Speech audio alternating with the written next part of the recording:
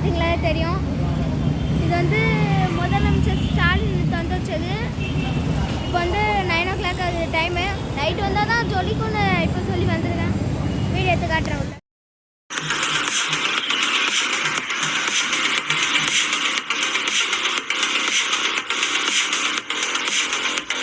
Time ஆச்சு, ஒரு 9 o'clock கிட்ட ஆச்சுங்க.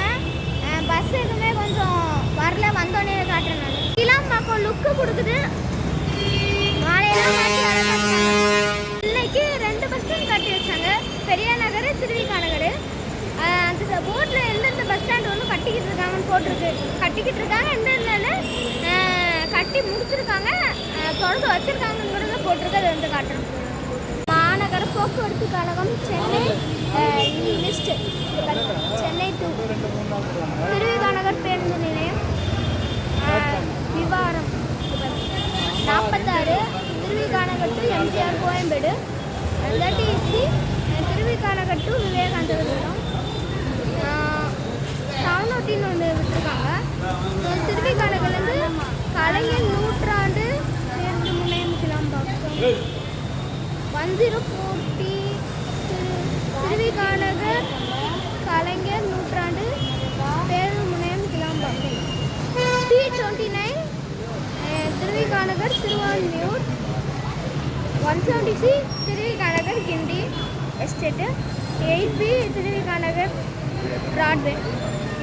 டைமிங்ஸ் எல்லாம் இங்கே போட்டிருக்காங்க. கடை இருக்கும் இங்கே, கடை எண் 10 அப்படி போட்டிருக்காங்க. அதை வச்சா டிசைட் பண்ண 10 இருக்குன்னு. Periyar Nagar bus stand, Tondiarpet bus stand, Mullai நகரா? முல்லை நகர் எனக்கு தெரியாது. Kaviyarasu, Kannadasan Nagar, Ambattur bus stand, Thiruvanmiyur bus stand, Avadi bus stand, Vallalar Nagar bus stand இது இருக்குது. ஸோ இந்த இடத்துலலாம் பஸ் ஸ்டாண்ட் கட்டிகிட்டு இருக்காங்க.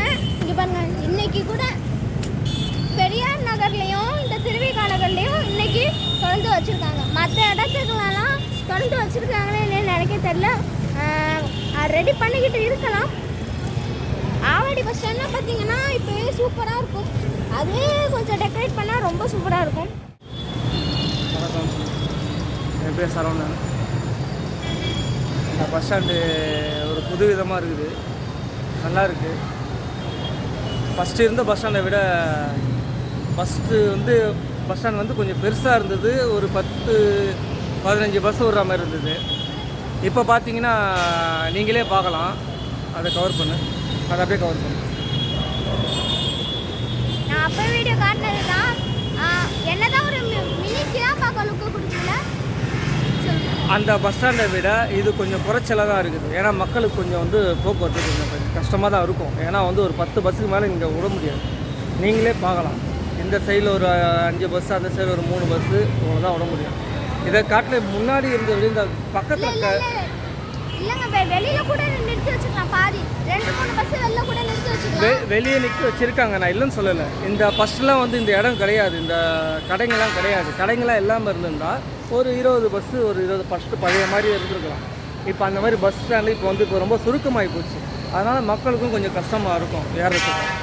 அதனால் வந்து இது கொஞ்சம் கஷ்டம்தான் இந்த பஸ் ஸ்டாண்டு. ஆனால் இதை காட்டிலும் பெரியார் நகர் பஸ் ஸ்டாண்டு கொஞ்சம் நல்லா இருக்குது, சூப்பராக இருக்குது, பார்த்துட்டேன். ஆனால் திருவிக நகர் பஸ் ஸ்டாண்டுன்ற மாதிரி இப்போ தெரியல. இப்போ புதுசாகவே இது கொஞ்சம் போக்குவரத்து கொஞ்சம் எல்லாருக்குமே வந்து கொஞ்சம் பாதிக்கப்படும். ஏன்னா பஸ் ஸ்டாண்ட் வந்து விரிவாக்கல்ன்றனால கஷ்டமாக இருக்கும், வேறு ஒன்றுமே கிடையாது.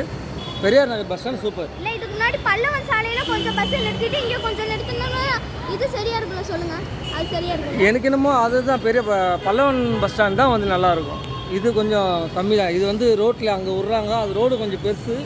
அதனால் வந்து அது கொஞ்சம் பெருசாக இருக்கிறதுனால கொஞ்சம் போக்குவரத்து கொஞ்சம் ஈஸியாக இருக்குது. ஆனால் இது வந்து சின்னது, அதனால் இங்கே வந்து. ஆனால் நீங்கள் சொல்கிறது என்னென்னா பஸ் ஸ்டாண்டில் இந்த மினிமம் இந்த மாதிரி தான் பஸ் ஸ்டாண்டு இருக்கணும். மினிமம் ரொம்ப கம்மியாக இருக்க பஸ் ஸ்டாண்ட் தான் இந்த மாதிரி தான் இருக்கும். ரொம்ப கம்மி அளவுக்குனா இந்த அளவுக்கு தான் பஸ் ஸ்டாண்ட் இருக்கும்.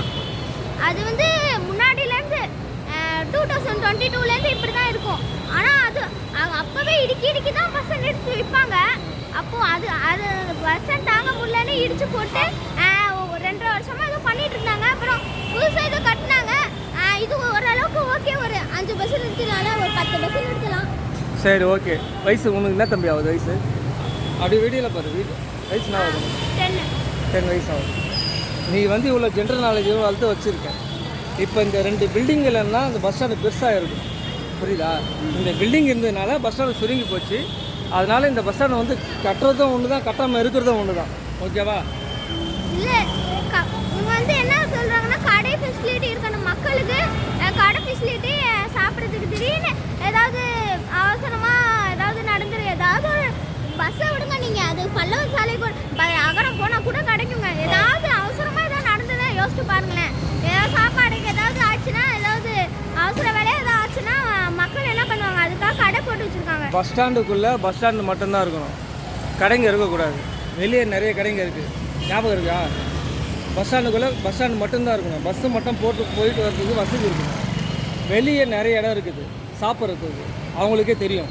இல்லை நீங்கள் சொல்கிறது சரிதாங்க. திருவிழான்றது நிறைய கடை இருக்கும் தான். ஆனால் பஸ் ஸ்டாண்டுள்ள இருக்கும்போது திடீர்னு பஸ் எடுத்துட்டான் எப்படி எடுக்க முடியும்? எப்படி திடீர்னு ஓடி போயிட்டு ரன்னிங்கில் கூட போய் வாங்கிட்டு வந்துடலாம். கீழே இறங்கி எப்படிங்க நீ பண்ண முடியும்? அது வந்து அது அவங்க பஸ் ஸ்டாண்டில் வந்து ஒரு பேசஞ்சர் வந்தாங்கன்னா அவங்கள வந்து நிப்பாட்டி ஏற்றிட்டு போகணும். திடீர்னுலாம் வண்டி எடுக்க முடியாது. திடீர்னு வந்து ஓகே.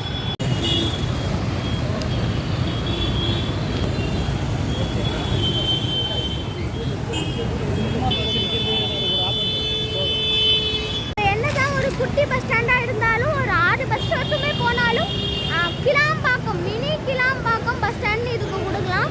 அவ்வளோ சூப்பராக இருக்குது. இதுக்கப்புறம் நான் பஸ்ஸு வர வரைக்கும் வெயிட் பண்ணுறதுக்கு எனக்கு நம்பிக்கை இல்லை.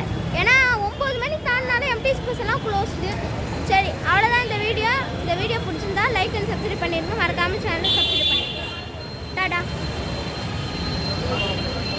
ஒன்று சொல்ல மறந்துட்டேங்க, நம்ம சேனலில் 102 சப்ஸ்கிரைபர் ரீச் ஆயிருக்கு. ஒன்றும் சப்ஸ்கிரைப் பண்ணுங்கள். 1 lakh வரணும்.